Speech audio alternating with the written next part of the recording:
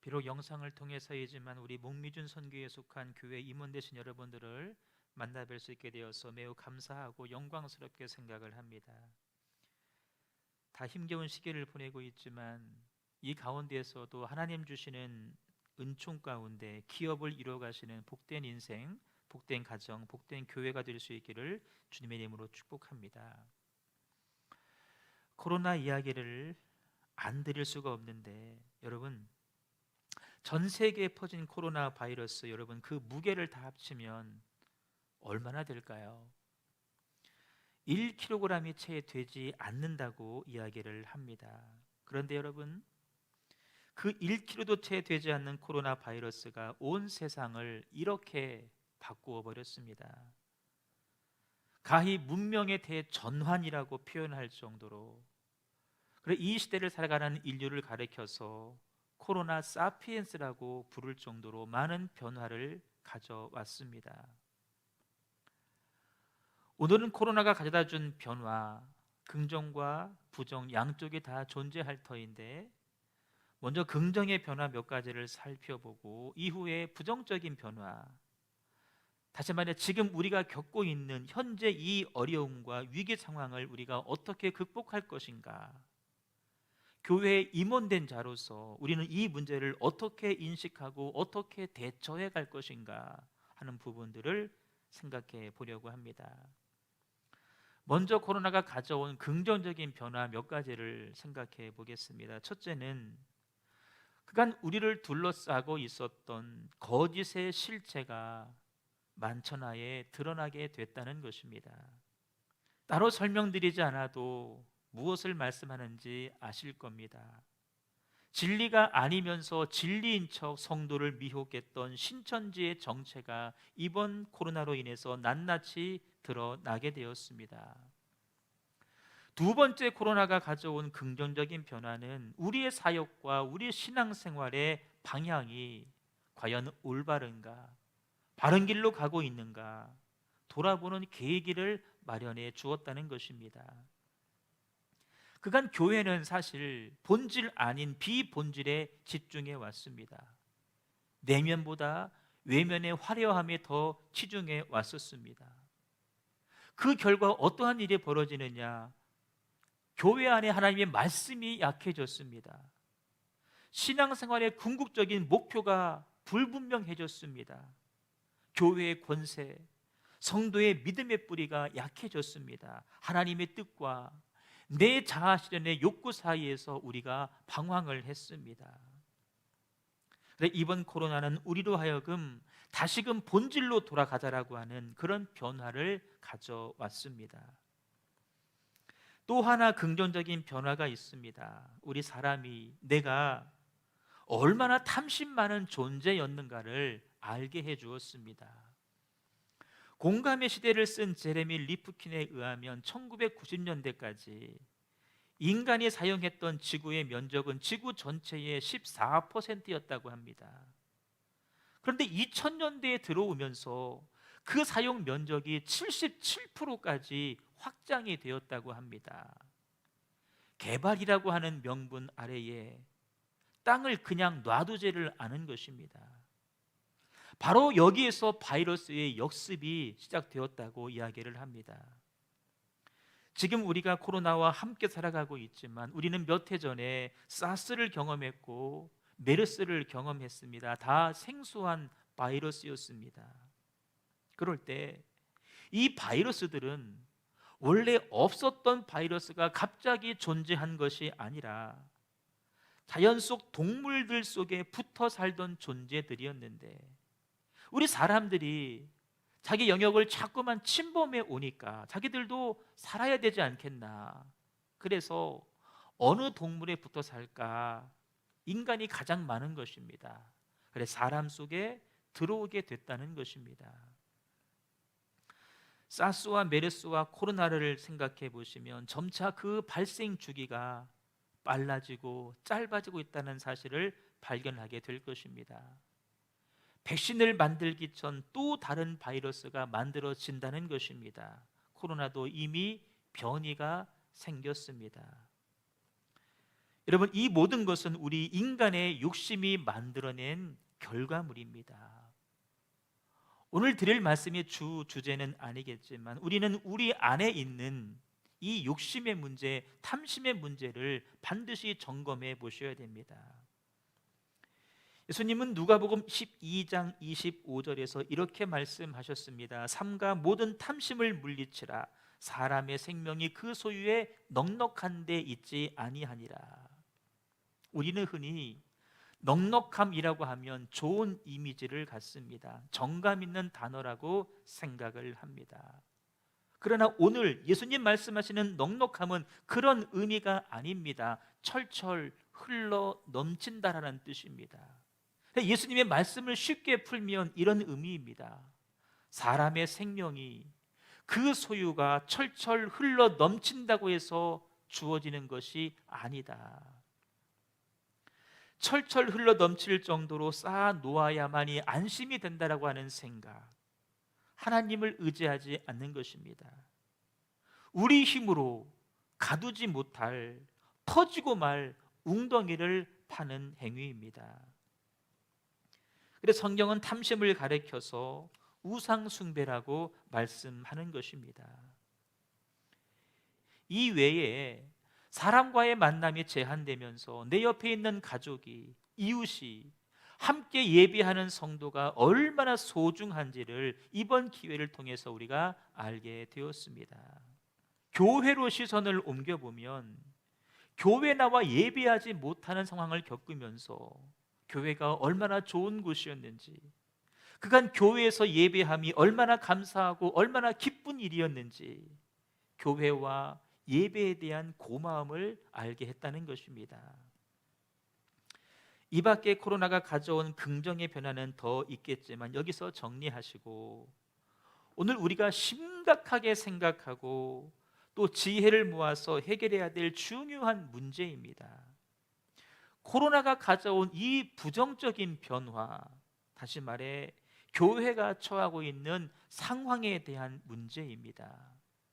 여러분, 다른 어떤 말로 설명드리지 않아도 오늘날 교회가 처한 위기 상황 너무나 심각합니다. 여러분들도 뼈저리게 느끼고 계실 겁니다. 큰 교회는 큰 교회대로, 작은 교회는 작은 교회대로 저마다 어려움 가운데 처해 있습니다. 모든 교회가 직면한 심각한 위기, 교회와 성도에 대한 세상의 인식이 바닥으로 추락을 했다는 것입니다. 오랜 세월 믿음의 선배들이 쌓아 올렸던 세상을 향한 교회의 영향력과 교회가 가지고 있던 권세가 하루아침에 무너져 버렸습니다. 선교의 길이 막혔다라고 이야기를 합니다. 그렇게 교회는 지금 안팎으로 전례 없는 위기 가운데 처해 있는데, 여러분, 이 문제를 어떻게 풀어가면 좋을까요? 적어도 교회에 임원된 우리라고 한다면 심각하게 고민하고 지혜를 모으고 힘을 모아 해결해야 되지 않을까요? 저는 세 가지를 제안드리고 싶습니다. 첫 번째는 교회 안에 있는 모든 구성원이 하나됨을 이루어 가야 됩니다. 오늘 교회가 안고 있는 문제는 결코 만만한 문제가 아닙니다. 우리 가진 힘을 다 합해도 쉽게 해결될 문제들이 결코 아닙니다. 그런데 여러분, 이런 상황 가운데에서, 이 엄중한 상황 가운데에서 우리가 하나 되지 못한다고 한다면 어찌 이 문제를 풀어갈 수 있겠습니까? 최근 교회 안에 없었던 갈등이 생겨난다는 이야기를 종종 듣게 됩니다. 어떤 갈등이냐? 이런 갈등입니다. 교회에 나와서 예배해야 될 것이냐, 아니면 온라인으로 예배할 것이냐, 소위 말해서 대면 예배와 비대면 예배 사이에서 교회 안에 심각한 갈등이 있다는 이야기를 듣게 됩니다. 세대 간에 혹은 개인의 입장에 따라서 어느 것이 맞다, 어느 것이 틀리다 갈등을 하고 있다는 것입니다. 여러분, 무엇이 맞고 무엇이 틀릴까? 다 맞습니다. 물론 저에게도 개인적으로 가지고 있는 생각이 있지만, 하지만 지금은 다 맞습니다. 이 문제로 하지만 갈등한다고 한다면 그건 둘 다 틀린 것입니다. 우리가 갈등을 한다면 그것은 옳고 그름의 문제여야 됩니다. 그러나 교회에서 벌어지는 갈등은 다 옳고 오름의 문제입니다.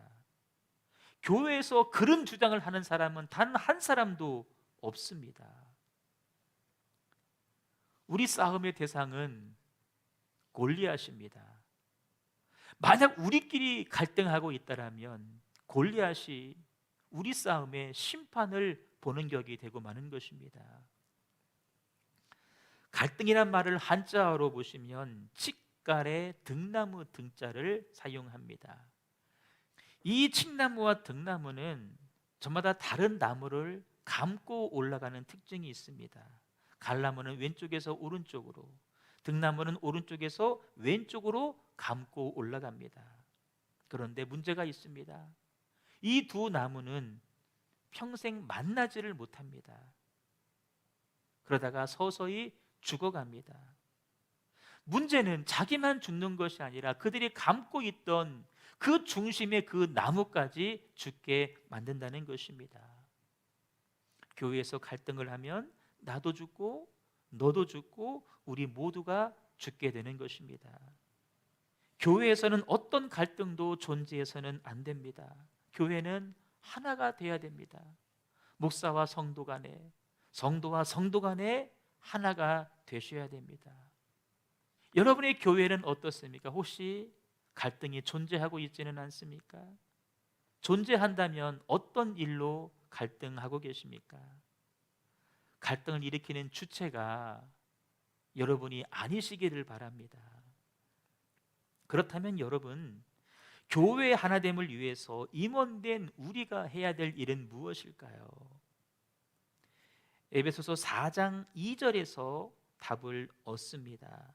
모든 겸손과 온유로 하고 오래 참음으로 사랑 가운데 서로 용납하고.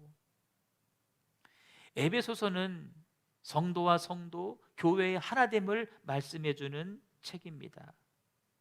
그 하나됨을 이루기 위한 첫 번째 덕목으로 모든 겸손을 말씀하고 있습니다. 여기서 말하는 겸손은 무엇일까? 우리가 흔히 아는 겸손이 아닙니다. 여기서의 겸손은 종이나 노예에게 요구되는 덕목이었습니다. 당시 주인이나 지배자는 절대 겸손하면 안 됩니다. 왜냐, 주인이 겸손하면 종이나 노예가 주인을 우습게 알고 일을 하지 않기 때문에 그렇습니다. 당시 주인은 종을 억압해야 됩니다. 짓눌러야 됩니다. 그것이 당시 주인에게 요구되는 덕목이었습니다. 그런데 그 주인과 종들이 교회 안에 함께 모이게 되었습니다. 얼마나 어색하고 얼마나 하나가 되기가 어려웠겠습니까? 불편함을 느낀 종들이 교회를 슬며시 떠나버리는 것입니다. 그런 에베소 교회를 향해서 사도 바울이 놀라운 제안을 합니다. 주인들이여 당신들이 겸손해야 됩니다. 주인된 당신들이 모든 겸손을 교회에서 실천하십시오. 그럴 때 교회가 하나 될 수 있습니다. 임원 되신 여러분들, 섬기시는 교회에서 주인 행세하시면 결코 안 됩니다. 주인 의식과 주인 행세는 분명히 다릅니다. 내가 주인 되어서 교회를 좌지우지하려고 하면 절대로 안 됩니다. 대신 모든 겸손으로 교회와 성도를 섬기셔야 됩니다. 종이 되셔야 됩니다. 우리나라 어느 유명한 교회 정관에 기록된 내용입니다. 한 성도는 한 부서에서 10년 이상 봉사할 수 없다. 이유가 뭔지 아십니까? 그 부서에서 오래 봉사하는 것이 그 사람에게는 명예가 될 가능성이 많다는 것입니다. 다시 말해 그 사람이 그 부서의 주인이 될 가능성이 많다는 것입니다. 그래 그 사람이 그 부서의 주인 되어서 그 부서의 걸림돌 될 가능성이 많다는 것입니다. 그래 그 부서 안에 어떠한 변화도 일어나지 않을 가능성이 많기 때문에 단 한 가지 예외 조항이 있습니다. 청소하는 부서에서는 10년 이상 해도 아무 상관이 없다. 교회의 하나됨을 깨뜨리지 말라는 것입니다. 겸손히 섬기는 직분자가 되라는 말씀입니다. 여러분, 겸손한 사람은 자기 것을 주장하지 않습니다. 겸손한 사람은 자기 경험을 강요하지 않습니다. 오직 한 가지 순종만 있습니다. 교회 공동체는 겸손할 때 평화가 찾아오고 겸손할 때 예수님의 법이 교회 안에 세워지는 것입니다. 겸손할 때 교회의 권세가 세워지는 것입니다. 행여내가 어떤 주장을 하더라도 여러분 겸손하게 하십시오. 그때 그 주장이 받아들여지게 될 것입니다. 하나됨을 위한 두 번째 덕목은 온유함입니다. 흔히 온유를 가리켜서 이렇게 말씀합니다. 길들여진 야생마다. 속에 분노가 있지만 그 분노가 잘 다스려졌다라는 의미입니다. 다스려진 분노. 힘이 있지만 그 힘을 함부로 사용하지 아니하고 극도로 절제하고 조절할 줄 아는 사람, 오늘 우리들에게 필요한 성품 아닐까. 하나됨을 이루기 위한 세 번째 덕목입니다. 오래 참아 기다리는 것입니다. 오래 참음이란 사랑 가운데 용서하는 것입니다. 여러분, 혹 내가 교회 안에서 오해를 받고 모함을 받아도 오래 참으십시오. 내 마음에 들지 않는 어떤 사람, 어떤 일, 교회의 어떤 결정, 오래 참는 것입니다. 자기가 분명히 옳다고 확신하는 사람은 그것을 그 순간에 다 이루려고 하지를 않습니다. 대신 온유와 겸손으로 오래 참고 기다립니다. 입안에 상처를 주는 가시가 저 깊이 박혀 있습니다. 도무지 뺄 수가 없습니다. 어떻게 하면 좋을까요? 입안에 오래오래 꾹 참고 물고 있을 때 시간이 지나면 그 가시마저도 흐물흐물해지고 없어지고 만다는 것입니다. 여러분, 오래 참으십시오. 오래 참아 주십시오. 아내와 남편에 대해서, 교회와 성도에 대해서, 주의 종들에 대해서 오래 참아 주십시오. 그 사람이 하나님의 법을 깨달아 알 때까지 참아주고 또 참아주고 기다려주고 또 기다려 주십시오. 실수해도 참아주시고 잘 못해도 참아주시고 나와 달라도 참아주십시오. 그럴 때 교회는 하나됨을 이루어 갈 것입니다.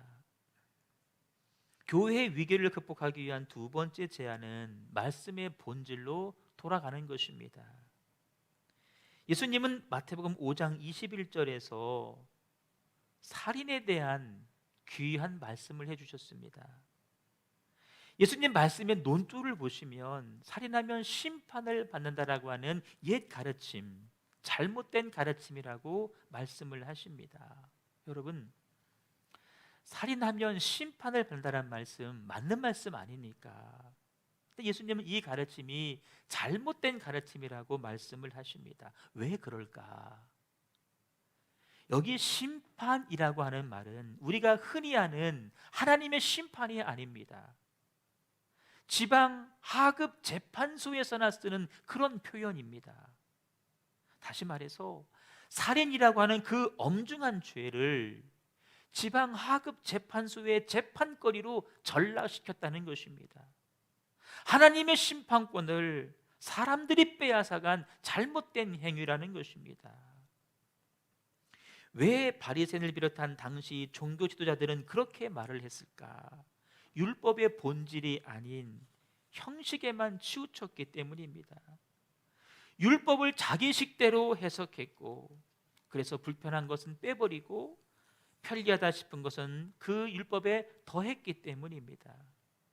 실상 그들이 지킨 것은 율법 그대로가 아닙니다. 율법을 해석한 미시나, 그리고 그 미시나를 또 해석한 탈무드를 지킨 것입니다. 한마디로 율법 본연의 말씀이 아니라 자기들 식으로 편집하고 가감해서 말씀을 지켰다는 것입니다. 최근 한국 교회가 우리의 폐부를 찌르는 어떤 말씀보다 이 땅에서 얻고 누릴 것에만 집중하고 있지는 않았습니까? 다시 말씀으로 돌아가셔야 됩니다. 말씀의 본래 의미를 회복하셔야 됩니다. 예수님은 이렇게 말씀하십니다. 나는 너에게 이르노니 형제에게 노하는 자마다 심판을 받게 되고 형제를 대하여 나가라 하는 자는 공회에 잡혀가게 되고 미련한 놈이라 하는 자는 지옥불에 들어가게 될 것이다. 형제에게 노하는 자는 심판을 받는다. 아까 말씀드린 지방 하급 재판소에서 경고의 말을 듣는다는 것입니다. 살인하면 안 돼, 미워하면 안 돼. 그래도 안 고쳐지면, 형제를 비방하면 상급기관인 공회에 잡혀가게 된다고 말씀하십니다. 그래도 안 되면, 안 고쳐져서 형제를 저주하면 지옥불에 들어가게 된다고 말씀을 하십니다. 예수님 살인이라는 단어를 사용하지 않으셨습니다. 하지만 살인을 일으키는 근본 원인을 말씀해 주셨습니다. 분노, 비방으로 이어지고 비방은 저주하게 되고 저주는 살인으로 이어지게 된다. 말씀 본래의 의미를 회복할 때에, 말씀 그대로 지킬 때에 교회는 다시 세워질 것입니다. 마지막 세 번째입니다. 기도와 성령입니다. 앞서 말씀드린 교회의 하나됨, 교회를 이루는 기초입니다. 말씀의 본질로 돌아가는 것, 방향성입니다. 여러분, 기초를 닦고 방향을 잡았습니다. 그 다음 필요한 것이 무엇일까요? 그 길을 걸어갈 힘이 필요한 것입니다. 성경은 좁은 문을 통과하고 난 다음에 나오는 길은 넓은 길이 아니라 협착한 길이라고 말씀하고 있습니다. 그 협착한 길을 우리가 무슨 힘으로 걸어갈 수 있을까요? 기도에서 나오는 힘입니다. 기도할 때 주어지는 성령의 충만함입니다. 여러분, 사도행전의 역사를 한번 보십시오. 교회가 위기에 처해 있을 때 항상 교회는 기도했습니다. 기도할 때 성령의 충만함과 하나님의 간섭이 있었고 결국 교회는 위기를 극복해 갈 수 있었습니다. 말씀을 정리하겠습니다. 교회가 유례없는 위기 가운데 처해 있습니다. 이는 단순히 모여 예배하지 못하는 차원이 아닙니다. 교회의 성도수, 재정의 약화를 의미하는 것이 아닙니다. 교회를 향한 세상의 인식이 바닥으로 떨어졌다는 것이 가장 큰 위기입니다. 이 위기를 우리는 돌파하셔야 됩니다. 이겨내셔야 됩니다. 극복해내셔야 됩니다. 어떻게 그 일이 가능할까? 다시 기본으로 돌아가는 것입니다. 하나됨을 회복하고 말씀의 본질로 돌아가고 기도하며 성령의 충만함으로 이 문제를 뚫고 나가셔야 됩니다. 간절히 소망합니다. 우리 목미준 회원 교회로부터 이 위기를 잘 극복하시기를 바랍니다. 목미준에 속한 교회의 직분자된 저와 여러분이, 임원된 저와 여러분이 먼저 일어나시기를 소망합니다. 그리하여서 지역교회를 살리시고 더 나아가서 한국교회를 살리시는 영적인 리더 교회가 되셔서 우리 섬기는 교회가, 우리 목미준 선교회가 그렇게 값지게 쓰임 받을 수 있기를 주님의 이름으로 축복합니다.